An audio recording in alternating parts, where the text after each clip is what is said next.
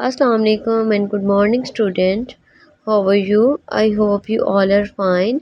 Today our topic is weather. You wake up in the morning. How do you know what to wear? Check the weather. Weather is what the air outside is like.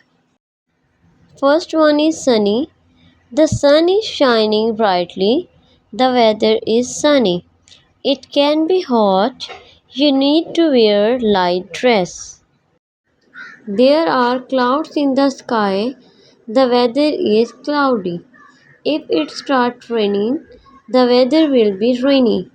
You need an umbrella if you go outside. There is fast moving air. The weather is windy. Take care, strong wind can shatter trees.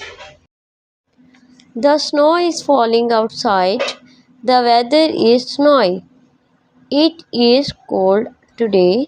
You need to wear warm clothes and boots. Weather may change from day to day. At times it is sunny.